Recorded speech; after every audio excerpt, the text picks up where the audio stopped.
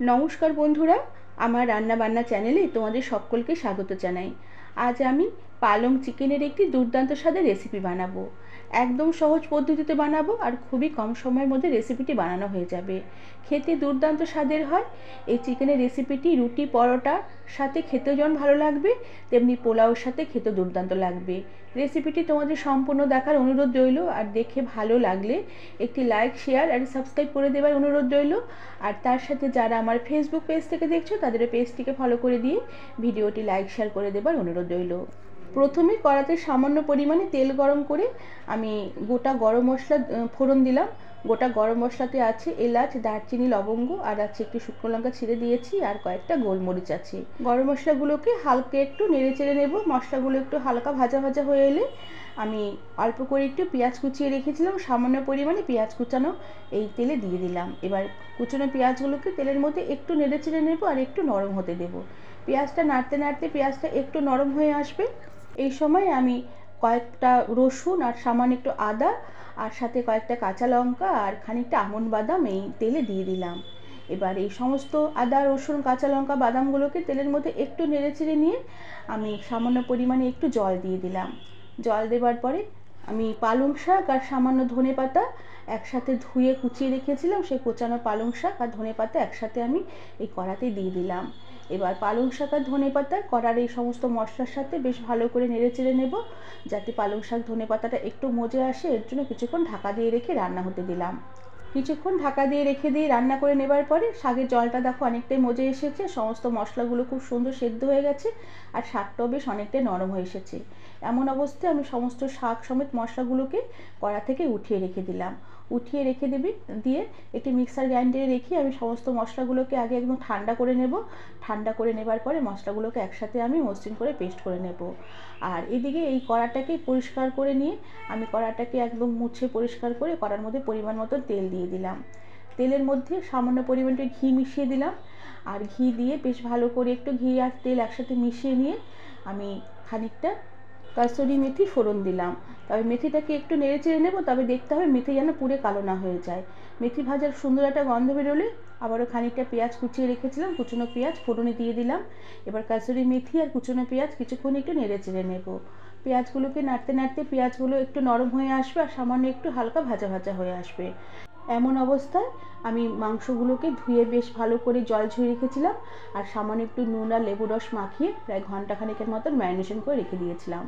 এই মাংসগুলোকে এবার আমি কড়াতে দিয়ে দিলাম, তবে নুনের পরিমাণটা খুবই সামান্য দিয়েছিলাম, খুব একটা বেশি নুন দেয়নি।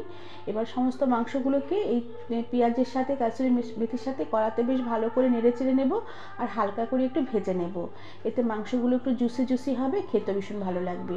মাংসগুলো নাড়তে নাড়তে মাংসগুলো যেমন দেখো একটু সাদাটে হয়ে এসছে, কালারও চেঞ্জ হয়ে সাদাটে হয়ে এসছে। এমন অবস্থায় যে মশলা বেটে রেখেছিলাম বাটা মশলাগুলোকে কড়াতে দিয়ে দিলাম। এবার সমস্ত বাটা মশলাগুলোকে কড়াতে দিয়ে বেশ ভালো করে নেড়ে চেড়ে দেবো। সাথে দিয়ে দিলাম পরিমাণ মতো নুন, আর তার সাথে পরিমাণ মতো হলুদ গুঁড়ো দিলাম, আর সাথে সামান্য পরিমাণে একটু লাল লঙ্কার গুঁড়ো দিলাম। এতে ঝালটা একটু হবে, যেহেতু আগে কাঁচা লঙ্কাও দিয়েছি আর তার সাথে গোলমরিচও দিয়েছি, তাই একটু কাশ্মীরি লঙ্কার লাল লঙ্কার গুঁড়ো দিলাম। দিয়ে বেশ ভালো করে নেড়ে চেড়ে সমস্ত মাংস মশলা একসাথে নেড়ে চেড়ে কষিয়ে নেব। তবে নুনের পরিমাণটা একটু বুঝে দিতে হবে, কেননা মাংস ম্যারিনেশনের সময় সামান্য একটু নুন দিয়ে মাংস ম্যারিনেশন করে রেখে দিয়েছিলাম, তাই নুনটা একটু বুঝে দিতে হবে। সমস্ত মশলাগুলোকে বেশ ভালো করে নেড়ে চেড়ে সমস্ত মাংসের সাথে একসাথে মিশিয়ে নেব। এরপরে মাংস বেশ ভালো করে কিছুক্ষণ কষতে দেবো। তবে চিকেন রান্না করতে খুব একটা বেশি সময় লাগবে না, কেননা আমি মাংসতে আলু দেইনি। আলুটা সেদ্ধ হতে যা সময় লাগবে, কিন্তু যেহেতু আলু দেইনি তাই চিকেনটা খুবই কম সময়ের মধ্যে সেদ্ধ হয়ে যাবে, রান্নাটাও তো কমপ্লিট হয়ে যাবে। এবার সমস্ত মশলা চিকেন বেশ ভালো করে একসাথে কষিয়ে নিয়েছি। দেখো মশলা থেকে বেশ সুন্দর তেল ছাড়তে শুরু করেছে আর মাংসটা বেশ অনেকটা মজেও এসেছে।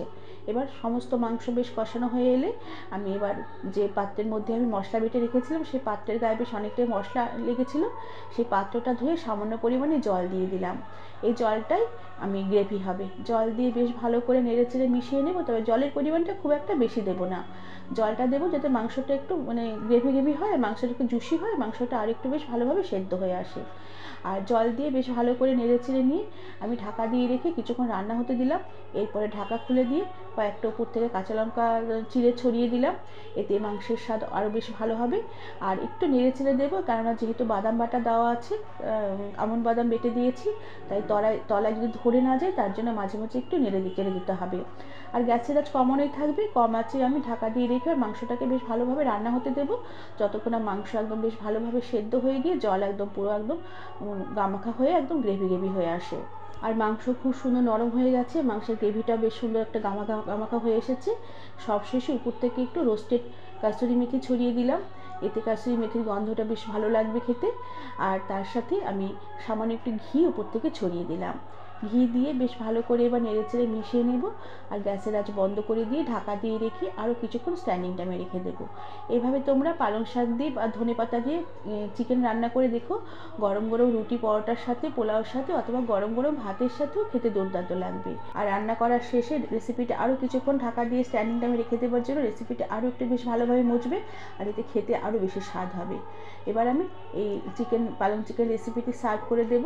বন্ধুরা, আমার আজকের এই পালং চিকেন রেসিপিটি তোমাদের কেমন লাগলো আমাকে তোমরা কমেন্ট করে জানাবে। ভালো লাগলে একটি লাইক, শেয়ার আর সাবস্ক্রাইব করে দেবার অনুরোধ রইল। তার সাথে পাশে থাকা বেল আইকনটি প্রেস করে দেবে, যাতে আমার সব নতুন ভিডিও নোটিফিকেশান সবার আগে তোমাদের কাছে পৌঁছে যাবে। আজ তাহলে আসি, পরে আবার একটি অন্য কোনো নতুন রেসিপির সাথে দেখা হবে। ধন্যবাদ বন্ধুরা।